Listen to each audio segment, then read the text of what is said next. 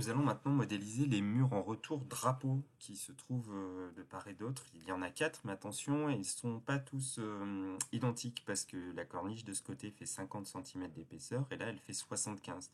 Donc ils vont avoir une forme particulière.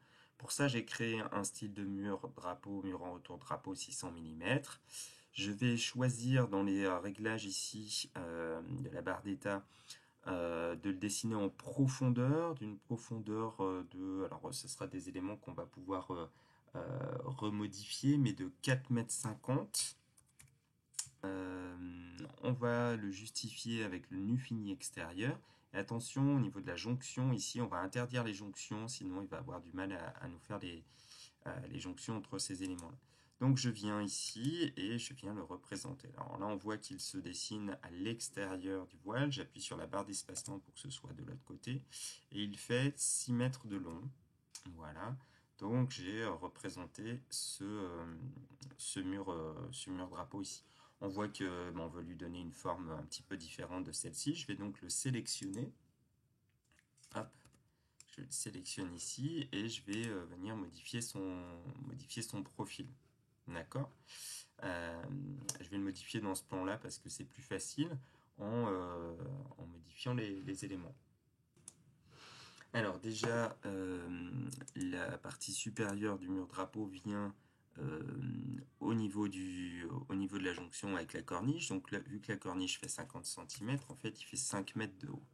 Donc il me dit qu'il supprime les contraintes, effectivement. Là, cette longueur-là est donc du coup plus courte maintenant. Il ne fait plus que 1 mètre. Voilà. Et il me reste donc à rejoindre cet élément ici pour avoir cette forme-là. On ira vérifier les cotes. Ici, j'ai 4 mètres, 1 mètre et 6 mètres normalement. Voilà la forme de notre mur drapeau qui a été modélisé. Pour celui qui est de l'autre côté, eh bien, ça va être la même chose, mais il n'a pas tout à fait la même forme. Donc je reviens ici depuis ce côté-là. Là, il le modélise du bon côté directement, 6 mètres de long. Je vais venir le sélectionner et modifier le profil. Donc, pour modifier le profil, comme tout à l'heure, cette fois-ci, je vais remonter à 5, vu qu'il faut que je rajoute 75 cm. Donc ça fait 5,25 normalement. Voilà, très bien. Et le trait qui est ici, je viens le ramener sur celui-ci. Et ce trait-là, on va le mettre à l'oblique ici pour avoir cette forme de mur drapeau là. Donc là, j'ai mes deux murs drapeaux de chaque côté. Pour dessiner ceux qui sont de l'autre côté, eh bien, je fais tout simplement une symétrie. Je peux même sélectionner les deux à la fois avec la touche CTRL.